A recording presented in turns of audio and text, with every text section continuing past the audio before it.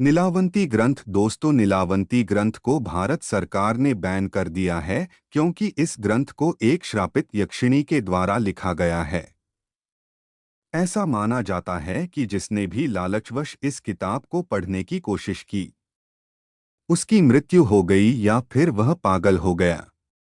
जब बहुत सारे मामले आने लगे तो भारत सरकार ने ग्रंथ को पढ़ने पर पूरी तरह से बैन लगा दिया। दोस्तों, यह बहुत समय पहले की बात है। उत्तर प्रदेश के एक छोटे से गांव में एक आदमी था। उसकी एक पत्नी और एक छोटी सी बच्ची थी। जब वह बच्ची 5 वर्ष की हुई तो उसकी मां की मृत्यु हो गई। इस बच्ची का नाम नीलावंती था। नीलावंती की मां की मृत्यु के पश्चात नीलावंती के पिता ने उस गांव को छोड़ दिया और नीलावंती को लेकर दूसरे गांव में चले गए। दोस्तों, नीलावंती के पिताजी को आयुर्वेद का अच्छा खासा ज्ञान था। नीलावंती भी अपने पिता से आयुर्वेद का ज्ञान लेती थी। नीलावंती के अंदर एक खासियत थी कि वह पेड़ पौधों, जानवरों, पशु पक्षियों सब की भाषा समझती थी। यही नहीं, नीलावंती के स्वप्न में शैतान भी आते थे और नीलावंती को जमीन के नीचे गड़े हुए धन दौलत के बारे में जानकारी देते थे। लेकिन नीलावंती के अंदर उसके पिताजी के अच्छे संस्कार थे, इसीलिए वह सब कुछ जानते हुए भी धन दौलत जमीन के नीचे से खोदकर नहीं निकालती थी। नीलावंती को पेड़ पौधे और शैतान जो भी मंत्र बताते थे वह पीपल के पत्ते से बनी किताब पर लिख लेती थी।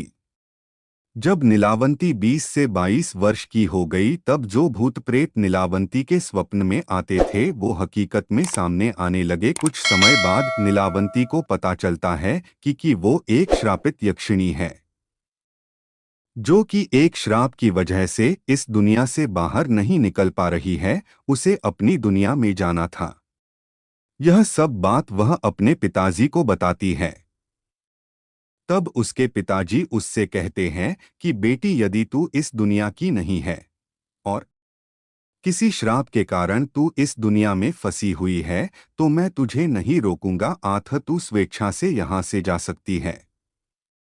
फिर नीलावंती उस गांव को छोड़कर जाने लगी कि रास्ते में उसे एक व्यापारी मिलता है। आथ नीलावंती उस व्यापारी से दूसरे गांव में जाने के लिए कहती है, क्योंकि नीलावंती को एक अच्छी आत्मा ने बताया था कि यहाँ से 35 मील की दूरी पर तुम्हें एक गांव मिलेगा और उस गांव में तुम्हें एक बरगद का पेड़ मिलेगा, वही से तुम्हें अपनी दुनिया में जाने का रास्ता मिलेगा। इसके अलावा तुम्हें अपने रक्त के साथ साथ पशु पक्षियों की भी बलि देनी होगी। इसी को ध्यान में रखते हुए वह नीलावंती उस व्यापारी से उस गांव में चलने के लिए कहती है। वह व्यापारी नीलावंती को देखकर मंत्रमुग्ध हो जाता है और कहता है कि मैं तुम्हें उस गांव में छोड़ दूंगा, लेकिन बदले में तुम्हें मुझसे शादी करनी पड़ेगी। नीलावंती ने व्यापारी के सामने मुस्कुराते हुए कहा कि ठीक है, मुझे मंजूर है, लेकिन मेरी एक शर्त है कि रात के समय मैं तुम्हारे साथ नहीं रहूंगी। मैं कहाँ जाती हूँ, क्या करती हूँ, इसके बारे में तुम मुझसे कुछ नहीं पूछोगे। व्यापारी ने कहा कि ठीक है, मुझे मंजूर है। उसके बाद वह व्यापारी नीलावंती को अपने बैलगाड़ी में बिठाकर उस गांव में ले गया। फिर शर्त के अनुसार नीलावंती ने उस व्यापारी से विवाह कर लिया। रात के समय नीलावंती प्रतिदिन बरगद के पेड़ के नीचे तंत्र मंत्र करने के लिए चली जाती थी। वहां पर वो अपना रक्त और पशु पक्षियों की बलि भी चढ़ाती थी। एक दिन रात के समय जब नीलावंती तंत्र मंत्र उस बरगद के पेड़ के नीचे कर रही थी, उसी समय उस गांव के कुछ लोग नीलावंती को पशु पक्षियों की बलि देते हुए देख लेते हैं और उस व्यापारी को जाकर सारी घटना की जानकारी देते हैं।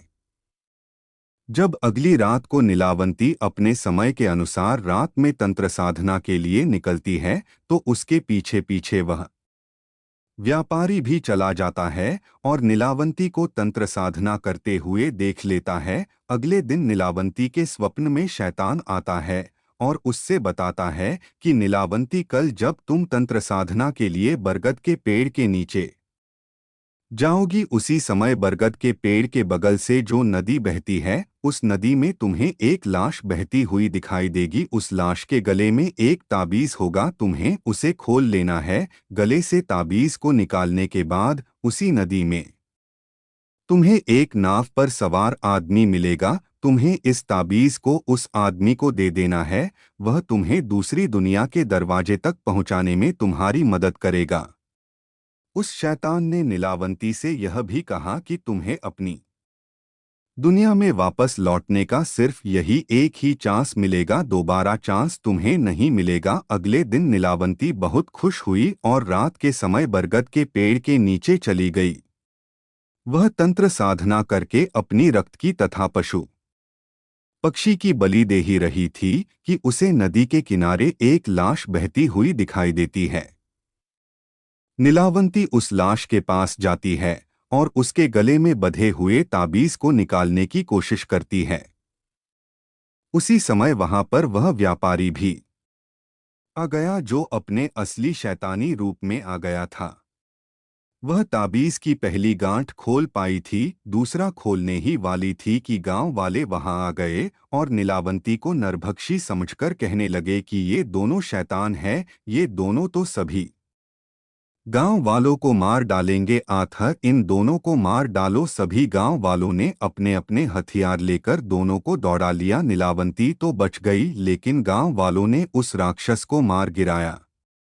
राक्षस होने की वजह से वह दोबारा जीवित हो उड़ा और नीलावंती के पास आकर बोला कि तुम मुझे ये किताब दे दो जिसमें तुमने मंत्रों को लिखा है, और मुझे कुछ नहीं चाहिए।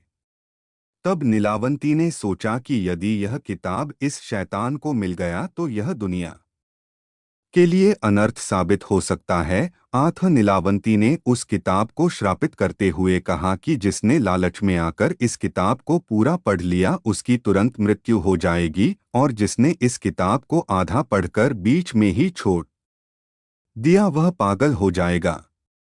यह कहकर नीलावंती उस किताब को लेकर भाग गई। उसके बाद नीलावंती का आज तक पता नहीं चला कि वह कहाँ गई। कुछ समय पश्चात वह किताब एक साधु को मिलती है। उस साधु के मन में किसी भी तरह का कोई लालच नहीं था, चूंकि वह किताब दूसरे भाषा में लिखी गई थी। अतः उस साधु ने उसे सरलतम रूप में अनुवाद करके लिखा ताकि सबको समझ में आ जाए।